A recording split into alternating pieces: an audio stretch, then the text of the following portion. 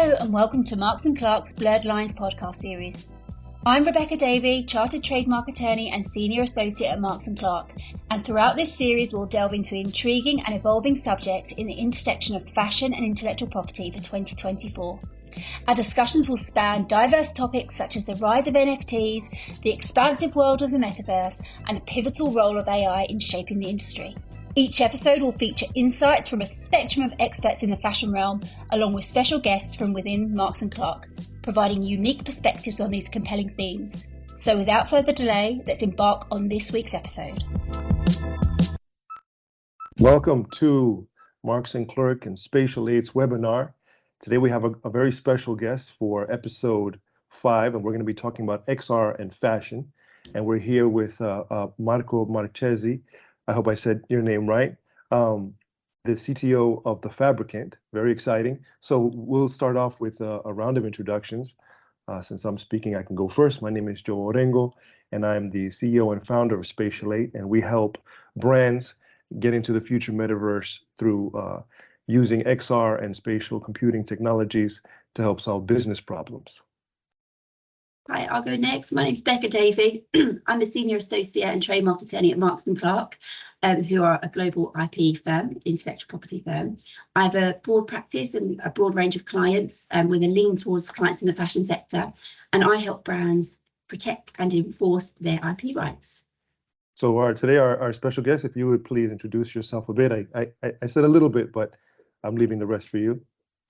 Yeah, I'm Marco. I'm the CTO of The Fabricant. The Fabricant is one of the leading digital fashion companies. The first one they introduced actually the concept of digital fashion, especially in the blockchain.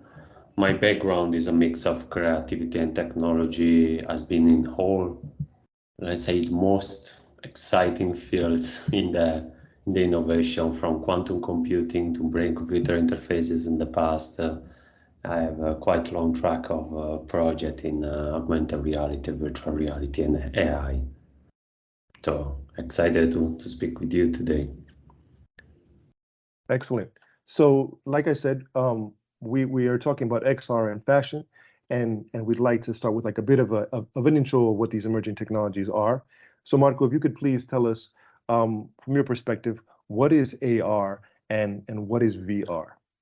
Yeah, it's actually quite interesting how there are many concepts and terms in the area of reality. It reminds me when I did my PhD dissertation, one of the first pages was about this, what we call reality continuum, the middle ground continuum. So basically, it's a spectrum between what we call reality and what we call virtual reality. So in the middle, there are other keywords like mixed reality, augmented reality, extended reality. Some of them are a bit more marketing side, while other ones are more technical. So basically, what we call virtual reality is about replacing the entire visual input with something that's been generated digitally. So that's something that you see from headset that you need to wear, and basically what you see is completely done generated by pixels, so it's completely fully rendered. If you have a play, for example, with Oculus headsets, you're gonna see virtual reality. Augmented reality is a term that's been used for mostly for mobile devices. It's about you overlap a layer of digital pixels on top of the frame that comes from your camera on mobile. That's what is called augmented reality. So you are augmenting the reality that comes from the camera with some digital content that in general needs to adhere with the perspective and most also now with the lighting condition, shadows or occlusion. There are many effects they had reality on that. Of course, it's one of the most interesting progress on that field. There are other terms like mixed reality, for example. There's more kind of niche in the sense of like used more when we talk about headset, for example, like HoloLens or Magic Leaps. Headset that are intended to overlap a layer of digital content, but you are still using a headset rather than mobile. In that sense, the mix comes from the fact that you intend to add more realism on the scene and like mix and merge more and fuse the reality, the physical reality, what actually is generated by the machine, the device itself. Marco, what are we seeing fashion companies do, and how are we seeing this play a role in the fashion industry? I think that's like so interesting. I think your insight would be so fascinating. It's been a while that companies are trying to use and they are experimenting with all these reality terms. I remember a few years ago, I worked, for example, with a lot with HoloLens device, with Microsoft partnering with big brands. What they want to do is, for example, like preview a new item, a new shoe in a digital space without actually manufacturing the shoe, or like garments as well. In that sense, the idea was more not to wear the fashion, but more to preview. So something that you see in front of you, but digital, with the idea that, of course, because you were able to wear the headset or using the mobile camera, you were able to move around the physical environment and see the garment in the space, located in the space, with the perspective of the space and the lighting of the space. It's been interesting with a lot of constraint, because of course the constraint was not just the photorealism of that, but also the fact that the camera was cropping constantly the view of that. So it creates an uncanny valley to have things that they look almost real but not in a way, and constantly breaking this let's say condition was not ideal for the purpose to make it more production ready, more mass for the masses. But the things that they progress a lot in the last, let's say, probably more 5 years, was the idea of a virtual try-on. Virtual try-on means the idea that you can actually wear the garment in augmented reality or virtual reality, more in augmented reality. So the idea is that and it's mostly done with computer vision, machine learning, deep learning technique. So the idea is that from the camera, there are algorithms that they estimate your body pose, and based on that, they are able also to decide where to put the garment on each frame. This one also adding what is called cloud simulation. There are some of the most difficult, let's say, problems in computer vision in general, cloud simulation and body estimation, because you can imagine are prone of errors in so many different ways. And there are a few companies that they have been working on this field for a while. Most, let's say, probably the most famous and popular is Snap for doing their lenses, their filters. They constantly progress that field, but also other companies that they rise on that. They are doing more independently, like 010. They are more focused on the fashion side of things. So the idea, of course, is you have a garment, you want to wear digitally, you want to see yourself wearing that garment, and using this solution, you are able to see yourself wearing that garment in real time. The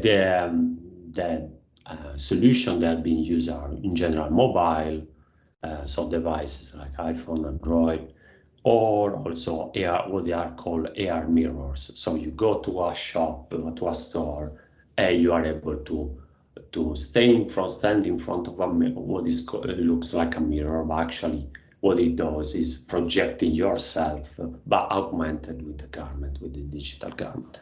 It's pretty interesting solution that we apply as well, more for museum than retail. Of course, the idea for retail is, of course, a lot of photorealism. It's super important for the quality and the accuracy, because if it's not accurate, a brand, they may say, yeah, but it's exactly not the same, and may affect the decision about, of course, purchasing the item. Does it do sizing? Sorry, just being totally. Does it do sizing? Would it size you and say you needed to buy a size whatever, or does it not do that? It's like the size. Yeah, I get it. That's the size. Another difficult problem to solve, because actually one of the biggest challenge was about how you are able to size exactly to be sure there is fitting the person, and that's something that reminds me. One of my first AR mirrors, when we prototype, not with the fabric I am in the past, a few years ago, one of the biggest sportswear brand, and basically we have to show AR mirror with the shoes, but actually the shoes that the person was wearing they were bigger than actually the digital shoes. So you see the overlap of a smaller shoe on a bigger shoe. It was absolutely, of course, not ideal in terms of perception of that. So it's a really big problem, because, of course, all these digital garments, all these digital accessories, they need to fit the person. Otherwise, it will not make any sense. It will be like not of course, not the right solution if you want to help the customer to buy something, because he's not gonna have the same experience they actually buy trying physically. Yeah, I've actually spoken with some companies that are looking to solve that problem of trying to fit. Very, very complex. There are startups just doing that, right? Really just focus on the size problem. Right. I think now is getting easier. They are more sophisticated and more. Their works is almost there, almost done on that side. I wanted to go back a bit. The examples you've given are more like, I guess, customer-facing examples of how fashion brands are using XR technologies. Can you say a bit more about how they might be using the technology, like internally, to solve some problems within the company, or in the creation process, or anywhere along the value chain? Yeah, it's manufacturing is super important, because the idea is, if you are able to render photorealistic content, of course you are able to preview things before even manufacturing, and that solves a lot of problems in wasting material in production time, because it makes it even easier. There's something that I worked in the past about that, doing configurator, because you were able to share the same experience across the world, across the globe. Literally, maybe there is a designer in the US prototyping something, they can immediately share the knowledge, share the experience with someone in Europe or in Asia at the same time. And that's something that, of course, has been used often by brands. Probably all brands are on that, in the sense like they prototype a lot using these virtual tools. The problem again with using virtual reality is about the photorealism and augmented reality as well, because of course imagine fabrics when you see a distance you can simulate easily, but if you want to really go close, the physicality of a material is a completely different thing, and you are still missing the touch that is super important when you are actually wearing, and that's something me working on the digital space I recognize even more, because I see of course there is a gap on that between the physical item and the digital item. But the good thing, the big advantage on the digital item is the fact that you can experiment a lot. So you don't need to take risk in manufacturing, for example, by adding some material that you are not sure, or some detail on the garment that maybe is not going to work. You can preview digitally, and then when you are sure, you can use it. There's also another component that is about there is what they call in the digital space. There are many projects where they actually sold the digital item first to actually understand the demand of the physical item. So you buy the digital item first with the idea that with the same price, you can get also the physical item later.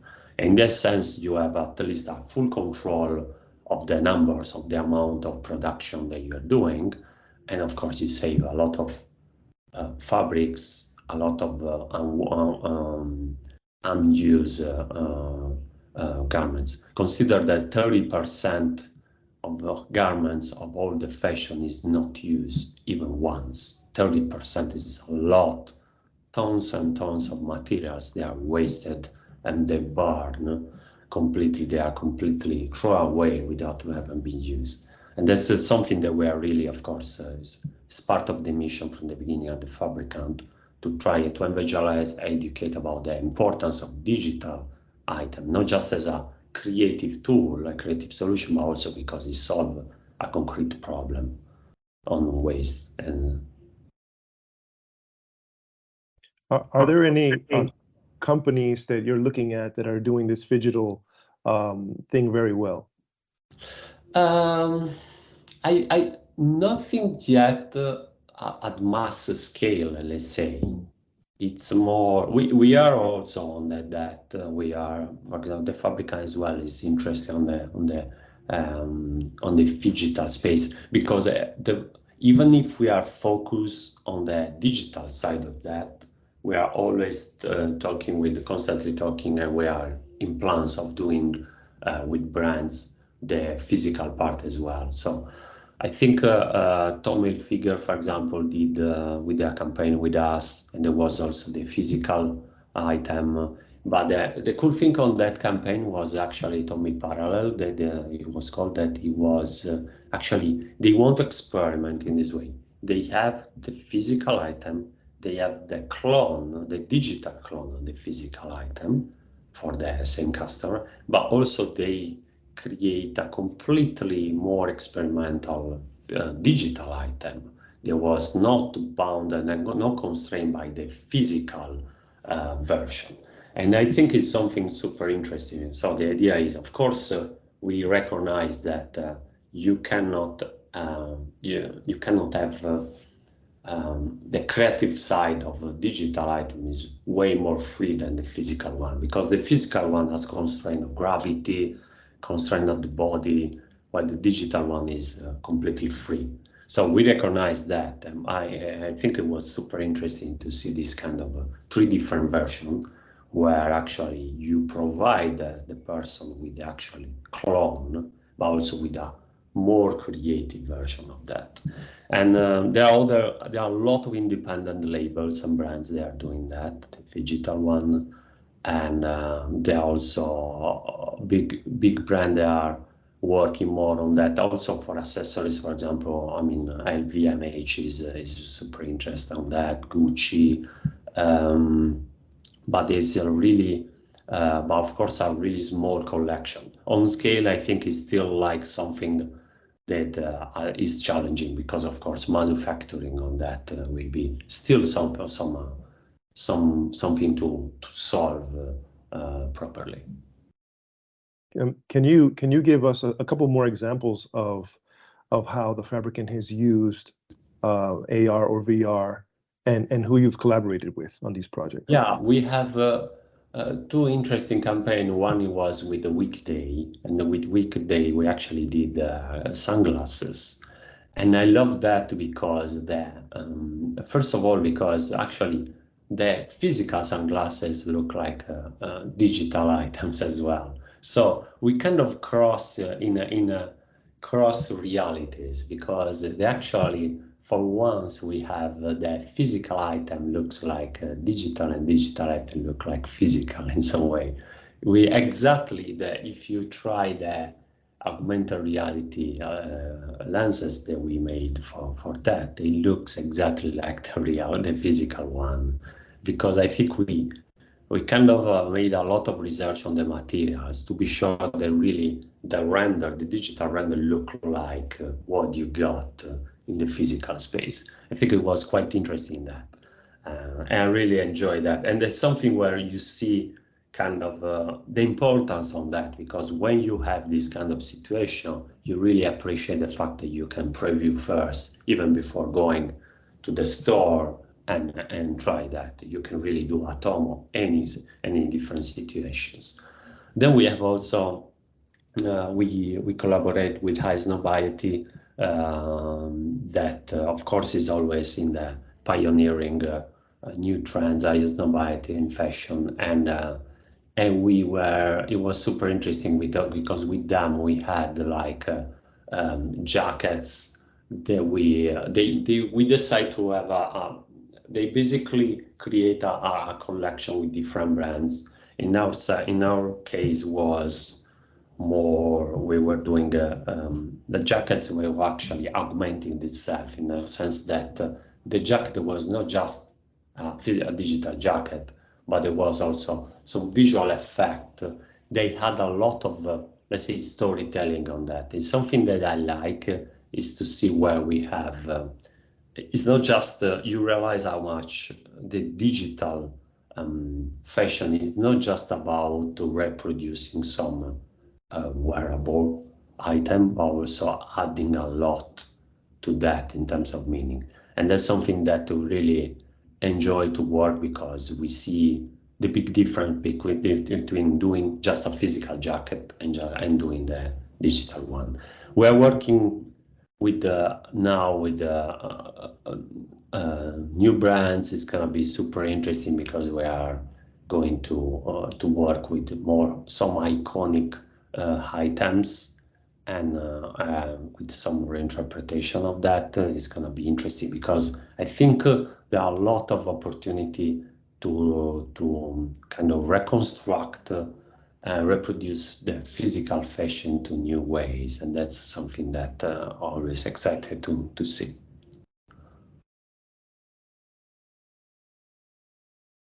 So can you say a bit about how you see the value of AR VR for fashion companies? Like what's worth pursuing in the field? I think yeah, as I said, the idea of one of the things, the easiest one is let's say is previewing the item, and both for the brands themselves internally, but also for the customer, and that's something that is seeing some tangible results, because of course there's been proof. I think it's 40% more engagement with using AR than just having in your e-commerce website. So that's a proof that actually having in the e-commerce solution AR solution where you can actually preview, he had more interesting and engage more the customer, because of course they can understand how they fit, how they look like, how they move. Of course, assuming that they are simulated accurately enough to show the value of that, and the kind of the materials, and all the kind of the lighting, because of course we know it's super important that the fabric can always work for the quality side.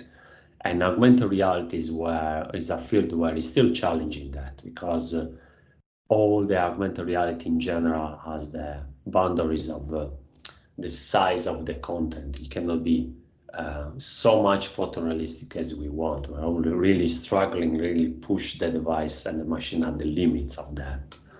That's why in general virtual reality should be more promising on that. I still believe there's still a long way to go on virtual reality for two reasons. One, because virtual reality still not prove the mass adoption that we need for the fashion industry, at least. I think it's still more gaming a lot, gaming side in terms of audience. And in general, of course, it's not something that you can, for example, present in public spaces. Virtual reality after COVID had a huge impact about that. So now it is more difficult to present as an experience that you can share in a store, and it's more home-based, but still, like, if you want to prove quality for fashion, of course, it means to add a lot of content on a virtual reality scene that is still problematic, because it's still it's challenging to render all the quality together. So, for example, now that with virtual reality, you will be able also to see yourself if you own on a virtual mirror as well in a virtual environment, but adding the photorealism that is needed for yourself is gonna be challenging for the let's say performance of the device. So definitely something that you are more interested on the AR. Of course, we are more interested even more on the AI side. I think how to replace even the whole augmented reality with the AI as well. But it's something still where we are working secretly about that. I mean, from a fashion consumer and a consumer in general, I think it's so exciting. But if I take that hat off for a minute and put my legal hat on, I just think it raises so many questions. But I think for rights holders, brand holders, and content creators, I do think they need to bear some things in mind. This switch over from the physical goods to virtual goods, I think, just means that you have to take lots of considerations. And I think for rights holders and your big brands and any trademark or brand owners, I think they really need to consider the application of their mark in the virtual world, and if they can protect and enforce other people who are trying to use their brand in the virtual world. So I think that kind of takes a bit of strategic thinking around that to make sure that they kind of really, their growth strategy is really in line with this, emerging market. I think if you've got a massive brand, like your Hermes and your Nike, then they might be able to protect their brand for virtual shoes in the virtual world. But I think some of the smaller brands might struggle to have that reputation to do that. So I think that kind of takes into consideration. And for creators of VR, AR, XR content, I think they really need to consider whether they have the consent of the brand owners to use their marks in this virtual space. In some instances, it could just be reaching out and getting consent. But oftentimes it could be in the form of a license agreement or things like that they might need to consider. So I think that's really an important consideration for content creators. And I think finally, and one of the most important things for content creators to be aware of is who owns the IP and the rights in that content that is created. I think that definitely needs to be built into any contracts that are made, so that the output is really clear on who can enforce the copyright in that augmented reality or VR, and who owns that. I think that does get a bit blurry where AI is used to create things sometimes, and that's a whole nother can of worms. But I think that has to be built in to any contracts that are kind of drafted and set up at the beginning of projects. But I think it certainly does throw out some such interesting things. I mean, I've got these two hats where I'm so excited as a consumer, but then in the legal field, I'm just like, what does this mean? It really is an interesting space. I don't know whether you've seen any of this kind of the legal implications in your work, Marco, or whether it's not got that there yet for your guys. But no, I mean, of course, we are super conscious of that because, we were working also with the blockchain. They had another layer of complexity on the IP, on the ownership of items. I think it was interesting, for example, I know that one of the use cases that is interesting for us is when we do remote rendering, so cloud rendering. We recently did a fashion show using Cornerstone Land. So basically the idea was we recreate a complete virtual environment, but it was not navigated using virtual headset. So it was not actually virtual reality, but was a fully digital experience where everything, the fashion show, the users were actually avatars on this let's say computer graphics environment. You can say like a game style environment was based on a real engine. And in that sense, of course, it had complexity, because when you do this kind of experience, actually the user is not actually owning anything, in the sense that what he sees is like a TV show, and a TV show is rendered directly from remotely and just projected and transmitted to the local machine. In that sense, of course, there are a lot of implications about, okay, but actually I'm not owning a copy on that experience, on the virtual experience. Is more like exactly like watching a movie in the same field, but it's also interactive, so actually part of that. So I think the digital space had a lot, and the interactive space especially had a lot of challenges on understanding who's owning what. Of course, for digital fashion, is part of that, because in general, that's why we try to cut short and adhere on the fact that we have all our digital items in the blockchain, so we know the actually a token, let's say the item, is owned by the user. At the same time, there are implications about, okay, but who's owning the design, who's owning the brand, who's owning all the other part that, of course, users are free to modify, but there are also certain terms. So all these licenses is your problem, of course, a lot, but we work together in the sense, because we have constantly in touch on that, constantly in the loop, updated about this field, because it's super important, and we take seriously about that. Ownership is really one of our pillars in terms of mission and vision, and we see like as a gray area where it's still not defined yet. And of course, there are different countries with different perspective about that. There's even more problems and challenging in a world where actually we see the digital world as a flat surface, where actually it's not. Yeah, it's a nightmare. Don't worry, it's not you. It's going to be fine.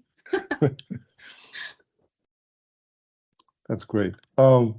Yeah, so I guess we're getting close to the end of our interview, so to speak. I think this has been very interesting. Let's see if I can summarize some of the points. Okay, so we have AR and VR and everything in between. Some of them are more markety type terms, and some of them are actually ways of viewing reality, and how we as people and consumers and creators kind of merge and play with these different layers. And then, of course, when it comes to fashion, these technologies can be used internally in the creation process, manufacturing process of fashion and accessories, but then also facing towards the customer, so they can preview and try on accessories or clothing. But of course, that opens up other challenges, like algorithms that would able to like snap the clothes according to a person's figure or shape or what have you. And then of course you were also talking about different fabrics and how to get them as realistic and lush as possible to really, if a brand is trying to create a physical version that the customer can like, get as close to it possible and look at all the threads and the fabrics and the materials and this and that. And then we also talked about some of the examples of the things that the fabricant is pushing. Like you guys are obviously cutting edge, and how you're using these technologies. You also have some secret things that I'm looking forward to hearing about more in the future, and kind of seeing what you guys are doing. But But yeah, I think, and then of course there's the legal implications. You know, when you bring this blockchain layer and you're talking about creating digital assets, and then how an owner of these digital assets can actually utilize them. You know, then you get into all this area where they keep Becca up at night and her whole team trying to figure out how to explain this stuff to their clients, and then how to work through it so that everybody, so it's fair for everybody. I think I covered everything.